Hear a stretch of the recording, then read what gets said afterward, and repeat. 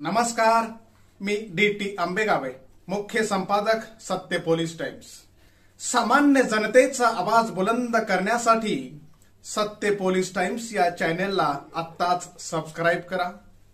मगाशी ज्या कवितांचं इथं सादरीकरण झालं त्याबद्दल मी त्या सर्वांचं मनापासून अभिनंदन करतो। कारण सूत्रसंचालन, भाषण हे सगळे शिकण्याच्या अगोदर पहिला आपल्यामध्ये सर्वात महत्त्वाचं असतं म्हणजे समोर येऊन व्यासपीठावर बोलणं। आता आपण जेव्हा विद्यार्थ्यांमध्ये बसलेलो आहोत, काही मुलं आपापसात बोलतायत, हे सोपं आहे। आपापसात इथं बसून बोलणं हे सोपं आहे। समोरच्याचं एखादं चुकलं त्याला हसणं सोपं आहे, परंतु व्यासपीठावर येऊन आपण दोन शब्द बोलणं हे अतिशय कठीण आहे। आणि म्हणून ह्या गोष्टी सरावाने होत असतात, लगेच होत नसतात। अनेक प्रकारच्या कला आहेत, त्याच्यामध्ये सूत्रसंचालन ही सुद्धा कला आहे। खरं तर अर्ध्या तासामध्ये या कलेसंबंधी तितकं विस्तृत आपल्याला बोलता येणार नाही। अभिनय हे क्षेत्र तर म्हणजे महासागर आहे, त्यासंबंधी अर्ध्या तासामध्ये प्रणय सर आपल्याला सांगू शकतील असं नाही, परंतु त्याची काही जुजबी माहिती आपल्याजवळ जर सुरुवातीला असेल तर ज्याला त्याच्यामध्ये आवड आहे तो भविष्यामध्ये त्या क्षेत्रामध्ये अधिक पुढे जाऊ शकतो। जसं होळे साहेबांनी मगाशी सांगितलं, सरांनी सुद्धा सांगितलं की स्वतःचं करिअर तो निवडू शकतो। आज काय होतं, आपलं ठरलेलं असतं डॉक्टर, वकील, इंजिनियर ही क्षेत्र साधारणपणे निवडली जातात, परंतु आज अनेकांनी असं सिद्ध केलेलं आहे की त्याच्या पलीकडे सुद्धा सूत्रसंचालन असेल, अभिनय असेल, या क्षेत्रामध्ये आपण आपला नावलौकिक नक्कीच वाढवू शकतो। आपल्यामध्ये जर तो अंकुर असेल तर त्याला आपण फुलवण्याचं काम केलं पाहिजे आणि आपल्या भविष्यामध्ये आपण पुढे गेलं पाहिजे। मित्रांनो, महाराष्ट्राचं लाडकं व्यक्तिमत्व म्हणून आपण ज्यांना संबोधतो, माहिती आहे का सर्वांना महाराष्ट्राचं लाडकं व्यक्तिमत्व कोण? आपण कॉलेजचे विद्यार्थी आहोत, आपल्याला माहिती असलं पाहिजे, आपला साहित्याशी संबंध येतो, मराठीशी संबंध आहे। महाराष्ट्राचे लाडके व्यक्तिमत्व म्हणजे पु ल देशपांडे, बरोबर ना? त्यांचं एक वाक्य आहे बघा, छान वाक्य आहे, आपली पोट भरण्याची जी कला आहे ना, तो उद्योग आहे ना, तो प्रत्येकाने करा आयुष्यामध्ये। तुम्ही आता कॉलेजला, भविष्यामध्ये तुम्ही तुमच्या खऱ्या जीवनामध्ये प्रवेश करा, तुम्हाला अनेक अनुभव येत जातील। मगाशी मुळे साहेबांनी सांगितलं का जीवन खूप सुंदर आहे, याचा परिचय तुम्हाला तर कॉलेजला येत असेल, पण जेव्हा तुम्ही जीवनाच्या क्षेत्रामध्ये जाल, अनेक प्रकारचे अनुभव तुम्हाला येत जातील, तेव्हा तुम्हाला कळेल हे जीवन खरोखर सुंदर आहे, आपण त्याला अधिक सुंदर करायचं आहे आपल्या कलेला। तर त्यांनी असं म्हटलं की पोट भरण्याची कला किंवा उद्योग तुम्ही करा, नक्की करा, पण त्याचबरोबर साहित्य, संगीत, नाट्य, नृत्य, गायन, खेळ, शिल्प यातली एखाद्या तरी कलेशी आपण सगळ्यांनी मैत्री केली पाहिजे। कारण पोट भरण्याचा उद्योग तुम्हाला जगवेल, पण ही कला तुम्हाला कसं जगायचं हे शिकवेल। म्हणून मित्रांनो, तुमच्या प्रत्येकामध्ये तो अंश भरलेला आहे, प्रत्येकाकडे काही ना काहीतरी कला आहे, ती कला मनापासून जगण्याचा प्रयत्न करा। संस्कृतमध्ये असं म्हटलेलं आहे, अमंत्रम अक्षरम नास्ति, नास्ति मूलम अनौषधम, अयोग्य पुरुषो नास्ति, योजक तत्र दुर्लभा। म्हणजे या जगामध्ये असा एकही माणूस नाहीये जो निरुपयोगी आहे, प्रत्येकाचा काही ना काहीतरी उपयोग आहे, फक्त योजना करणारा, योजक तत्र दुर्लभा म्हणजे योजना करणारा दुर्लभ आहे। तर कुठलाही जर कार्यक्रम असेल तर त्या कार्यक्रमाची सूत्रबद्ध मांडणी करणारा, योजना करणारा, त्याला काय म्हणतात, सूत्रसंचालन किंवा निवेदन। जसा कार्यक्रम हा संयोजकांवर अवलंबून असतो, इतर गोष्टींवर अवलंबून असतो, तसाच तो सूत्रसंचालकावर सर्वात जास्त अवलंबून असतो. जसं आपल्याला तो हार माहिती ना, पुष्पमाला, फुलांचा हार, त्या हारामध्ये आपल्याला दोरा दिसतो का? नाही. तसा त्या फुलाच्या माळेतील न दिसणारा दोरा म्हणजे सूत्रसंचालक. ती फुलांची माळा ही त्या दोऱ्यामुळं एकदम अतूट असते. तसा कुठलाही कार्यक्रम असू दे, तो जर चांगल्या पद्धतीने बांधायचा असेल, उत्कृष्ट करायचा असेल, तर त्यासाठी सूत्रसंचालक हा अतिशय योग्य पद्धतीने असला पाहिजे. काही गोष्टी आहेत, आता फार मोठा विषय आहे, परंतु थोडक्यात जर सांगायचं झालं तर काही जुजबी गोष्टी मी तुम्हाला आज या ठिकाणी शेअर करणार आहे की ज्या आवश्यक गोष्टी जर आपल्याकडे असतील तर आपण ही कला नक्कीच समृद्ध करू शकतो. त्याचा पहिला महत्वाची गोष्ट आहे, जसं मगाशी उल्लेख केला बघा, सभाधीरपणा, ज्याला तुम्ही म्हणता स्टेज डेअरिंग. आता ज्यांनी काव्य सादर केलं त्यांच्यामध्ये ही स्टेज डेअरिंग आहे म्हणून त्या समोर आले आणि आपलं कविता त्यांनी सादर केली. तसं कुठलंही भाषण करायचं असेल किंवा सूत्रसंचालक म्हणून समोर जायचं असेल तर सभाधीरपणा सर्वात महत्वाचा गुण आहे. ज्याला आपण बेसिक गुण असं म्हणतो, पायाभूत गुण. हा पायाभूत गुणच नसेल तर बाकी सगळी गोष्ट पुढची राहूनच गेली. म्हणून धाडस, धैर्य आपल्यामध्ये असलं पाहिजे की समोर जाऊन व्यासपीठावर प्रभावीपणे आपल्याला सूत्रसंचालन करता आलं पाहिजे, बोलता आलं पाहिजे. त्यामुळे समाधीपणा हा सर्वात महत्वाचा गुण आहे. हा समाधीपणा लगेच येतो का? नाही.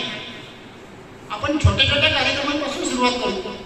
आपल्या घरगुती कार्यक्रम असेल, 5-25 लोकांमधला कार्यक्रम असेल, तिथे आपण सूत्रसंचालन करूया. म्हणजे हळूहळू आपल्यामध्ये एक समाधीपणा येत जाईल आणि मग आपला जो आवाका आहे सूत्रसंचालन करण्याचा, तो आवाका आपण वाढवत नेऊ शकतो. आधी या कॉलेजच्या विद्यार्थ्यांसमोर आपण बोलूया, सूत्रसंचालन करूया. म्हणजे बाहेरचे जे कार्यक्रम आहेत त्या कार्यक्रमामध्ये सूत्रसंचालन करण्याचं धाडस, धैर्य आपल्यामध्ये येईल. तेव्हा हा सुरुवातीचा गुण आहे, तो आपण सर्वात पहिला डेव्हलप केला पाहिजे, विकसित केला पाहिजे. सुरुवातीला हात कापती, पाय लटपटती आणि जे जे म्हणून प्रसिद्ध सूत्रसंचालक झालेले आहेत, निवेदक झालेले आहेत, तुम्हाला नावं माहिती असतील.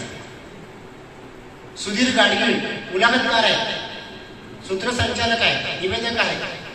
मंगलाताई खाडीलकर सुप्रसिद्ध निवेदिका आहेत. आज ही अत्युच्च स्तरावर गेलेली माणसं आहेत, पण हे एका दिवसामध्ये होत नाही. आपण म्हणतो ना, एक दिन में नहीं होगा लेकिन एक दिन जरूर होगा. सुरुवात करण्याची गरज असते. सुधीर गाडगीळ असतील, मंगलाताई खाडीलकर आहेत, संजय भुसकुटे आपल्या महाडचे आहेत, आज सह्याद्रीमध्ये काम करतात. कुठेतरी सुरुवात करावी लागते. आपल्यातली तो जो क्षमता आहे, आपल्यातले जे बलस्थान आहे की मी सूत्रसंचालन चांगलं करू शकतो, मी माझं वक्तृत्व भाषण चांगलं करू शकतो, हे पहिलं स्वतःला ओळख झाली पाहिजे. मित्रांनो, स्वतःला ओळखा हेच खरे शिक्षण असं आपल्याला म्हटलंय. त्यामुळे माझ्यातला गुण मला स्वतःला कळला पाहिजे, म्हणून मग मी स्टेजवर जाऊन माझ्यातली कला अधिक समृद्ध करू शकतो. दुसरा महत्वाचा गुण आहे चांगला आवाज. क्षमता माहिती आहे, तेवढा आवाज सुंदर असावा असा नाही जो गायनासाठी असतो. पण एक प्रकारामध्ये आवाजामध्ये लयबद्धता असली पाहिजे, त्याच्यामध्ये नादमय वळणं असली पाहिजे. आपण सूत्रसंचालनामध्ये आवाज म्हटलं की आपल्यासमोर पटकन येतो. कोणाचा आवाज येतो समोर माहिती का तुम्हाला? लहानपणापासून, आमच्या लहानपणापासून आम्ही तो आवाज ऐकतोय.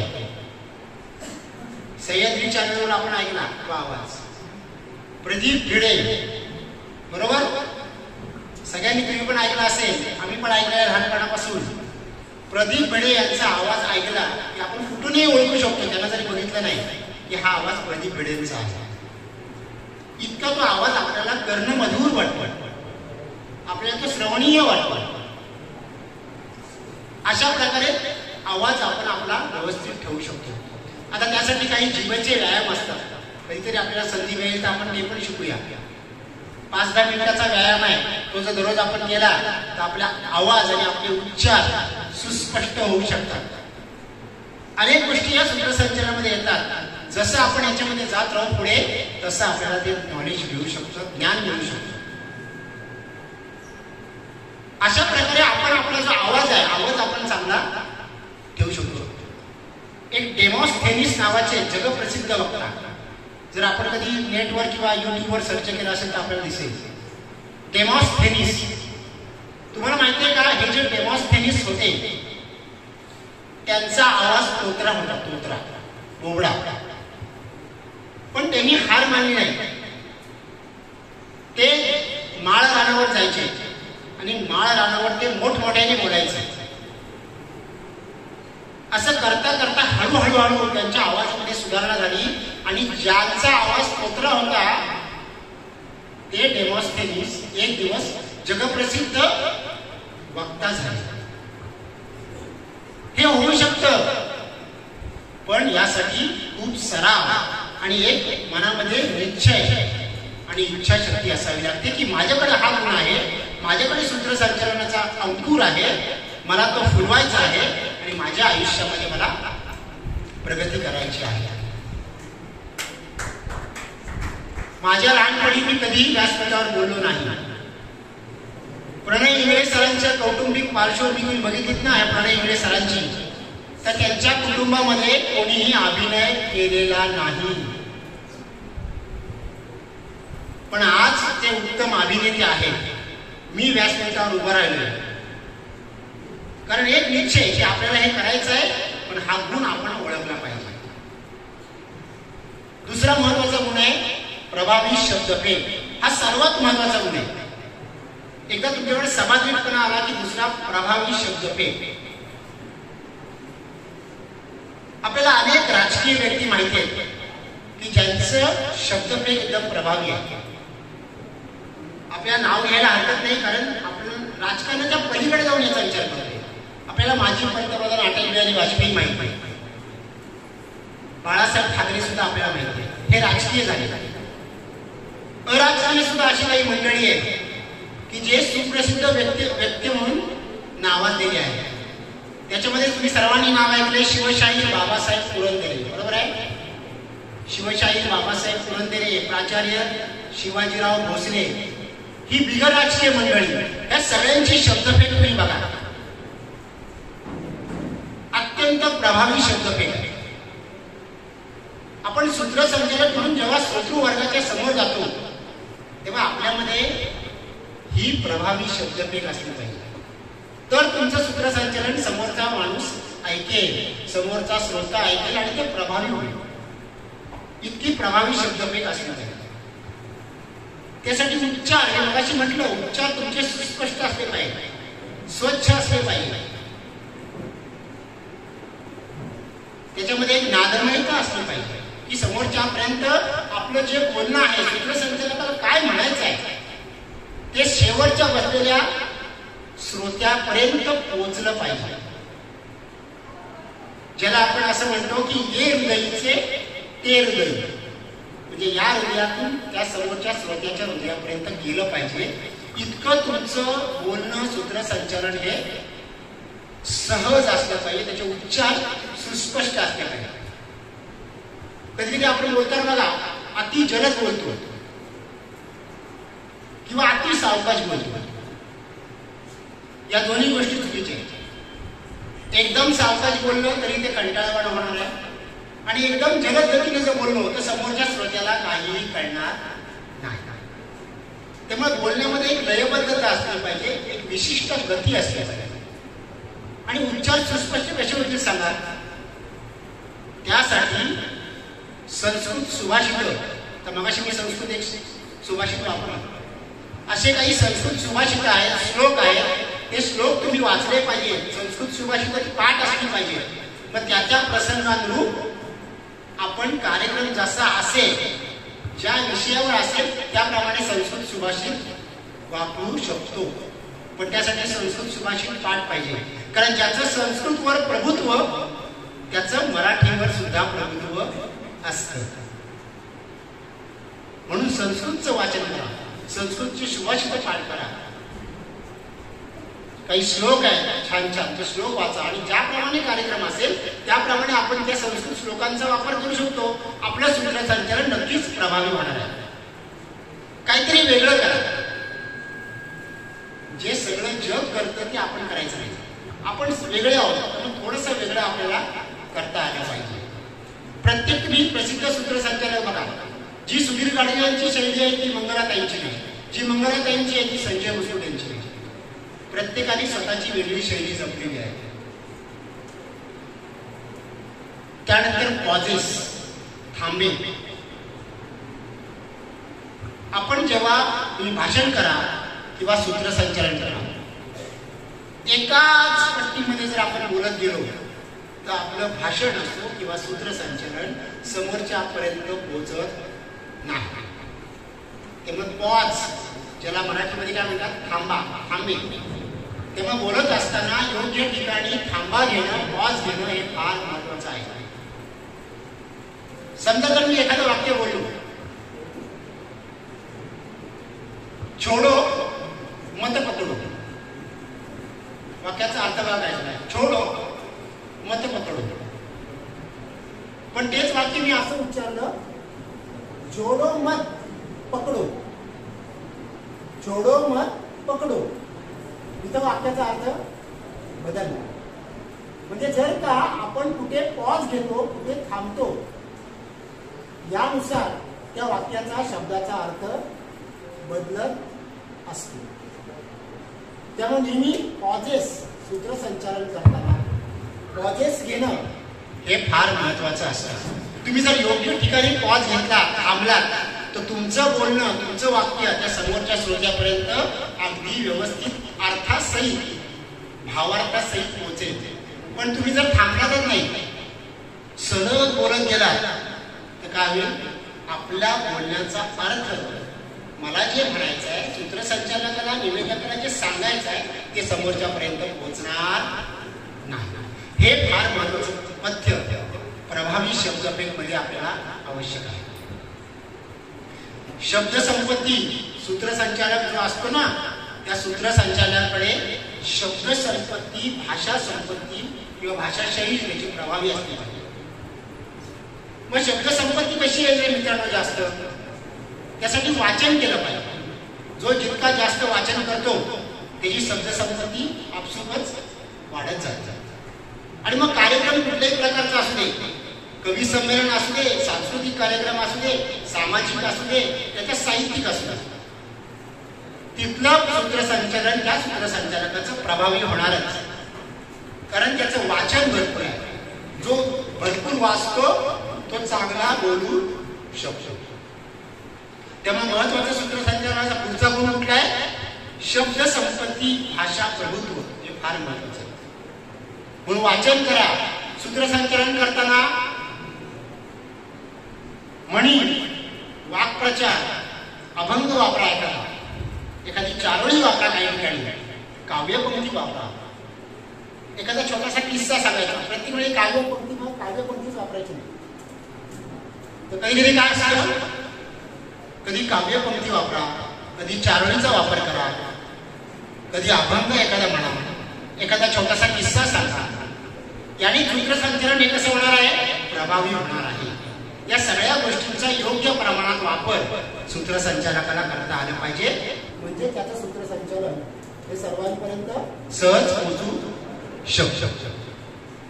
एक तुम्हाला आता कॉलेजचे तुम्ही विद्यार्थी आहात, म्हणून तुमच्यासाठी एक मी या ठिकाणी किस्सा सांगतो. या अशा प्रकारच्या किस्स्याचा तुम्ही तुमच्या सूत्रसंचालनात वापर करू शकता. जसं उदाहरणार्थ व्याकरण. आपलं जे सूत्रसंचालन आहे ते व्याकरण दृष्ट्या योग्य असलं पाहिजे. जर व्याकरणामध्ये जर आपल्या चुका झाल्या सूत्रसंचालनात, तर काय होतं,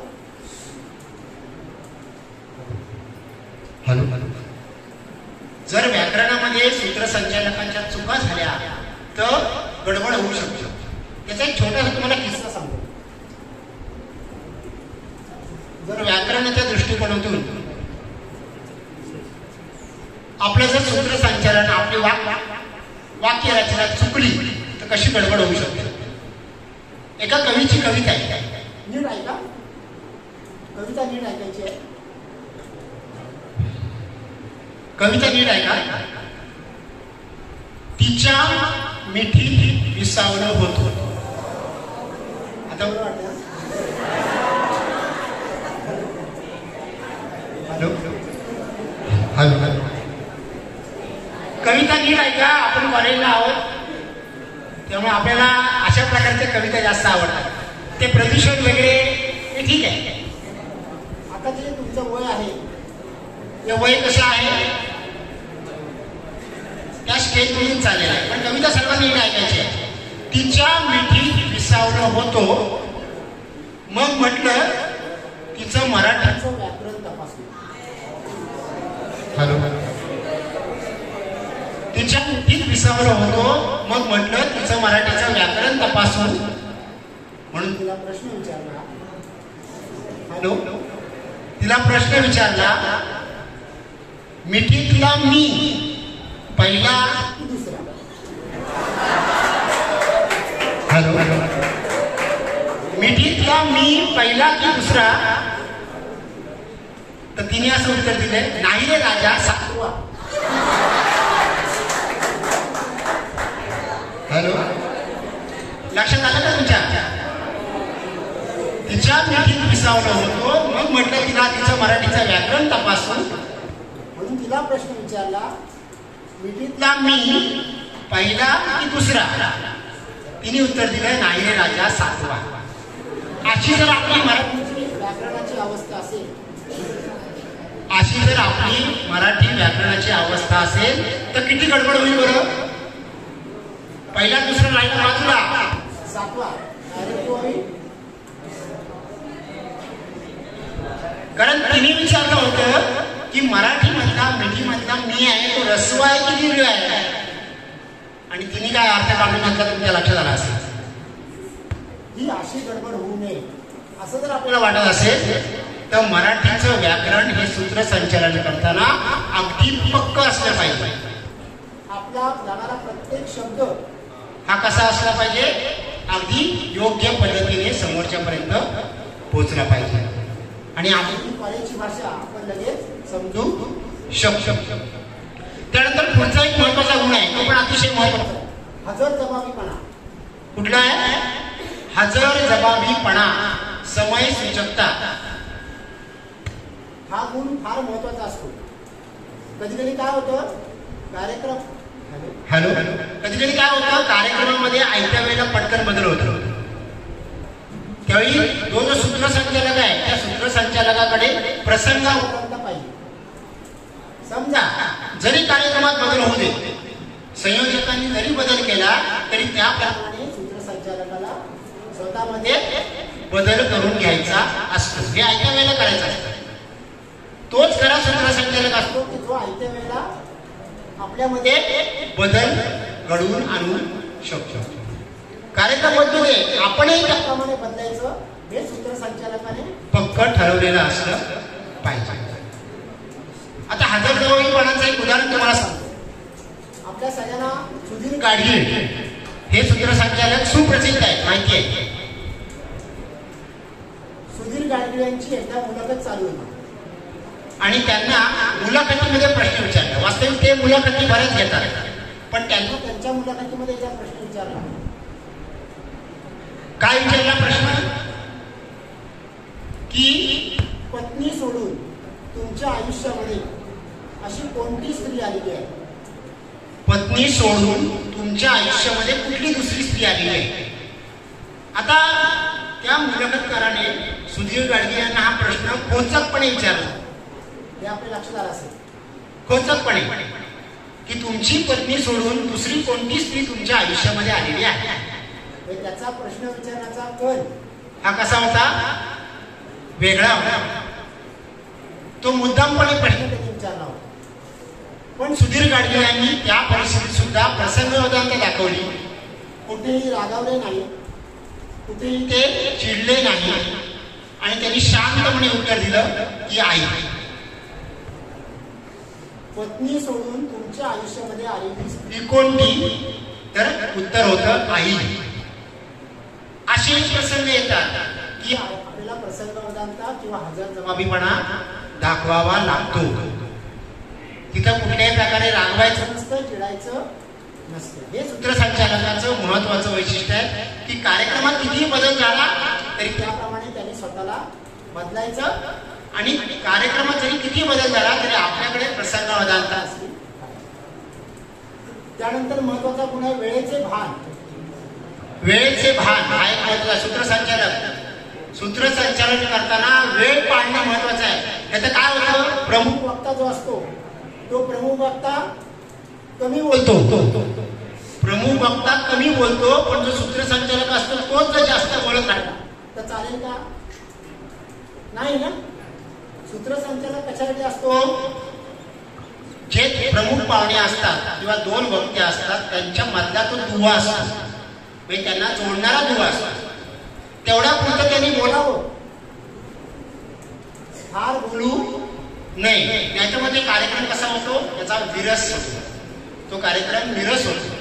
म्हणून सूत्रसंचालकाने बोलताना अत्यंत कमी वेळात आपलं म्हणणं समोरच्यापर्यंत पोहोचलं पाहिजे आणि दोन व्यक्तींमधला दुवा म्हणून काम केलं पाहिजे.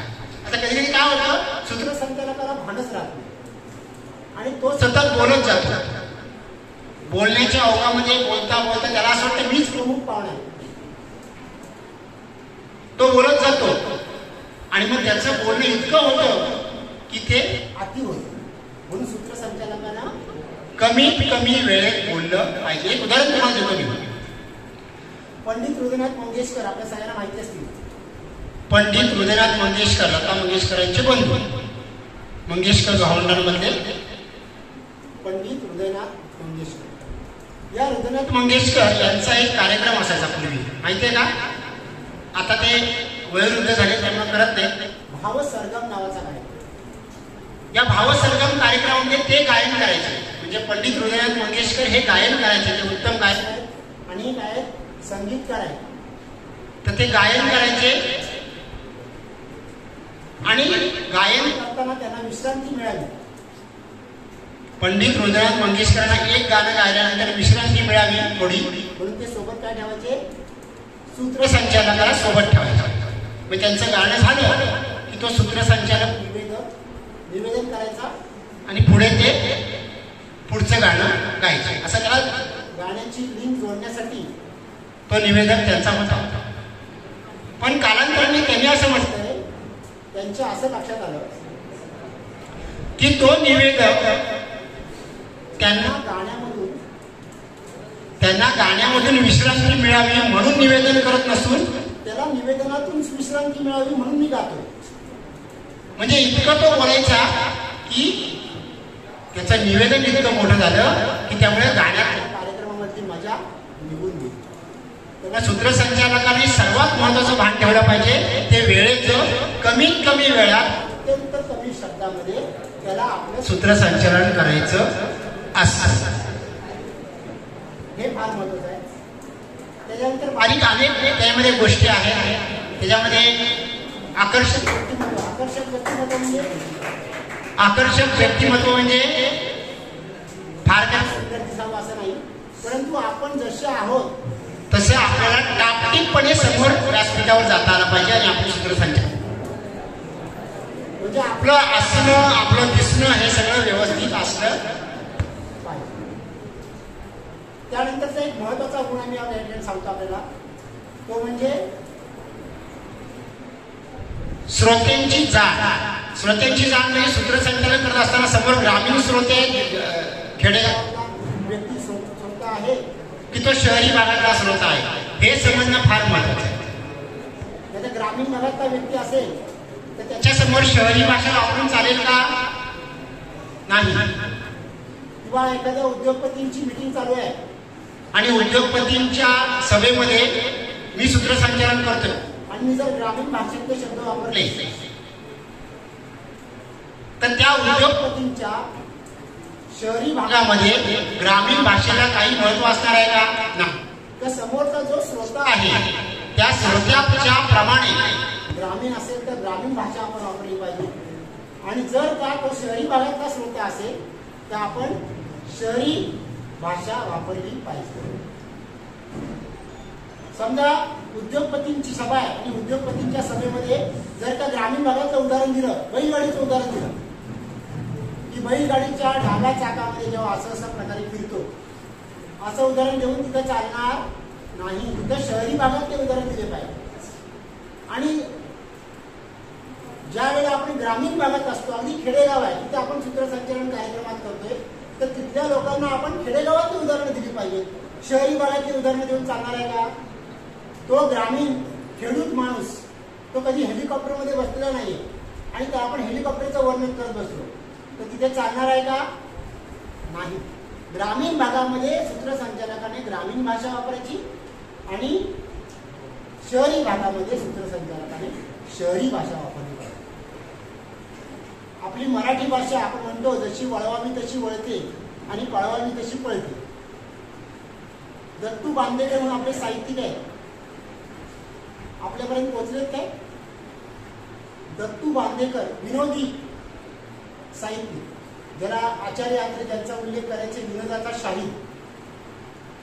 ते काय करायचे, त्यांच्याकडे जर कोण आलं आणि एखादी व्यक्ती मृत पावलेली आहे, तर ती गायक असेल, ती शासकीय अधिकारी असेल, ती संगीतकार असेल, खेळाडू असेल, वेगवेगळ्या क्षेत्रातली आणि ती मयत पावलेली आहे, तर त्याच्या समाधीवर लिहिण्यासाठी 4 ओळी पटकन ते लिहून द्यायचे. त्यांच्याकडे तो हातखंडा होता दत्तू बांदेकरांनी.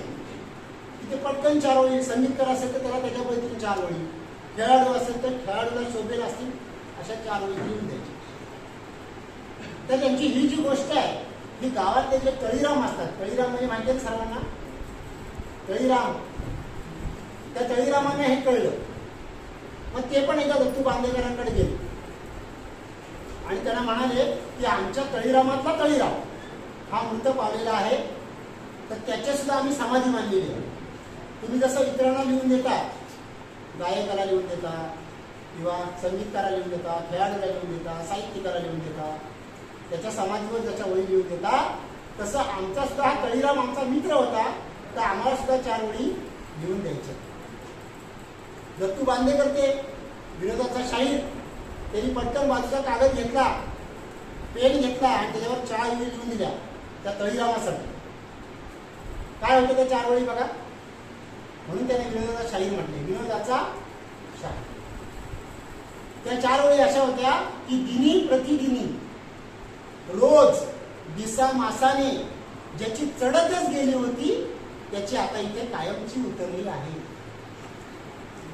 म्हणजे कुठल्याही गोष्टीचं वर्णन करताना अगदी कमीत कमी शब्दात वर्णन करण्याचं सामर्थ्य आपल्या मराठी भाषेमध्ये आहे. सूत्रसंचालन करताना सूत्रसंचालकाने कमीत कमी शब्दामध्ये, असं बघा छोटासा किस्सा सांगितला मी तुम्हाला, 1 मिनिटापेक्षा कमी वेळ, हे किस्से सांगता आले पाहिजे. छोटे छोटे सूत्रसंचालन, काव्यपंक्तीचा वापर करा, चारणीचा वापर करा, एखादा छोटीशी बोधकथा घ्या. हे छोट्या छोट्या पद्धतीचा जो वापर तुम्ही केला तर सूत्रसंचालन हे प्रभावी होऊ शकतं. तुम्ही प्रमुख पाहुण्यांना एक वेळ लोक लक्षात ठेवणार नाही, प्रमुख वक्त्याला लक्षात ठेवणार नाही, पण त्या सूत्रसंचालकाला लक्षात ठेवतील का? कारण त्याचं सूत्रसंचालन हे हटके असतं, वेगळं असतं. आणि म्हणून असं सूत्रसंचालन तुम्ही जर केलं तर ते सूत्रसंचालन कसं होणार आहे? प्रभावी होतं. ह्या ज्या काही गोष्टी आहेत ह्या लक्षात ठेवून आपण सूत्रसंचालनासाठी जायचं. आता सगळ्यांमध्ये अशी सूत्रसंचालनाची कला असेल असं नाही, पण ज्याच्यामध्ये तो अंश आहे, जसं मी प्रयत्न केला, जसं प्रणय सर प्रयत्न करतात, तसे जर कोणाला वाटलं की माझ्यामध्ये हा अंश आहे, मी सूत्रसंचालनामध्ये प्रभावीपणे करू शकतो, तर त्याने हे सगळे गुण आत्मसात केले पाहिजे. असे बरेचसे बारीक बारीक गुण आहेत की जे त्याच्यामध्ये आपण समाविष्ट करू शकतो.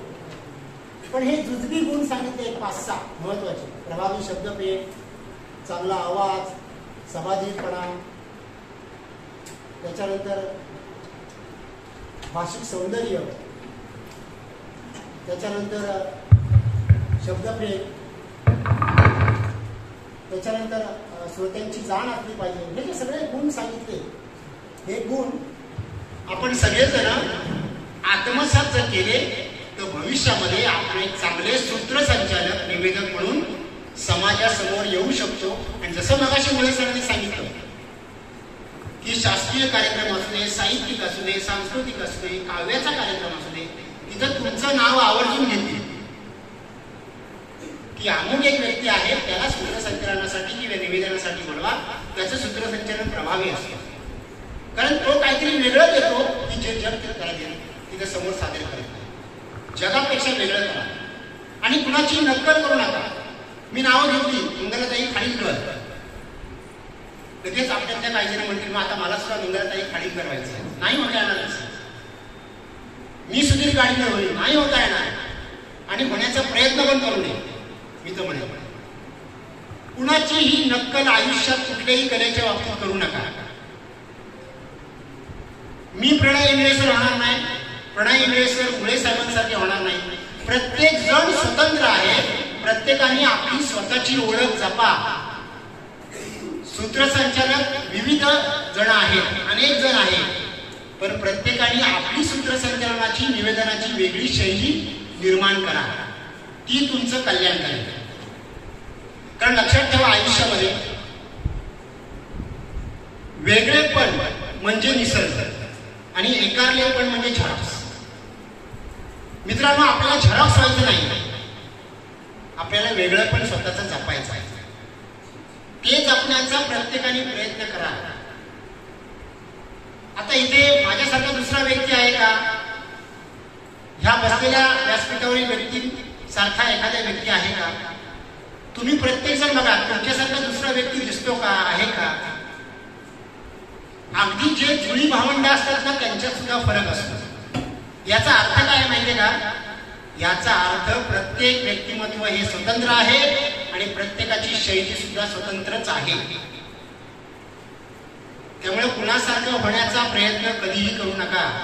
त्यांनी असं सूत्रसंचालन केलं म्हणजे मी पण तसंच करीन, असं करायचं नाही. प्रत्येकाने स्वतःची शैली विकसित करा. लता अमूल्य आहे, प्रतिलता नाही. तसं इथे बसणारा प्रत्येक जण अमूल्य आहे, प्रत्येक जण वेगळा आहे. त्यामुळे प्रत्येकाने स्वतःला विचार करा, मी एकमेवाद्वितीय आहे, मी युनिक आहे, मला स्वतःचं अस्तित्व निर्माण करायचं आहे. जी कला तुमच्याकडे असेल, सूत्रसंचालन असेल तर सूत्रसंचालन, दुसरी कुठलीही कला, तुम्ही त्याच्यामध्ये स्वतःचं वेगळं स्वतंत्र असं अस्तित्व निर्माण करण्याचा प्रयत्न करा. सुरुवातीला त्रास होईल, पण हळूहळू आपण नक्कीच आपली कला समृद्ध करू शकतो. समजा सूत्रसंचालन करताना आपल्याला स्त्रियांचं दुःख दाखवायचं आहे, वेदना दाखवायची आहे, तर त्या ठिकाणी काहीतरी वेगळं आपण काव्यकृती, एखादा अभंग असा वापरू शकतो. समजा आता ज्योत्स्नाताई राजपूत म्हणून पनवेलच्या गझलकार आहेत, प्रणयजी ज्योत्स्नाताई राजपूत म्हणून ज्या कवयित्री गझलकार आहेत, त्या असं म्हणतात की दुःखावरती स्वतःच कुंकर घालत असते बाई, काट्यांनाही फुलांसारखे माळत असते बाई. माहेरचे कौतुक असते अन सासरचा तोरा, दोन चाळण्यांमध्ये स्वतःला चाळत असते बाई. कारण स्त्रियांचं, बाईंचं दुःख सहजपणे आपण पोचवलं की बाई कशा प्रकारे आपल्या कुटुंबाला सावरण्याचा प्रयत्न करत असते, हे 2 ओळीमध्ये तुम्ही समोरच्या श्रोत्यांपर्यंत पोहोचू शकता. फार बोलण्याची आवश्यकता नाहीये, काही सेकंदात या 2 ते 4 ओळीमध्ये स्त्रियांचं दुःख तुम्ही समोरच्या व्यक्तीपर्यंत पोहोचू शकता.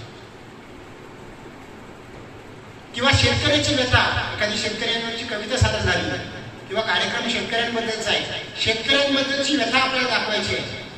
2 ओळी, जास्त नाही. ज्योत्स्नाताई राजपूत यांच्या तुम्हाला ओळी सांगतो मी.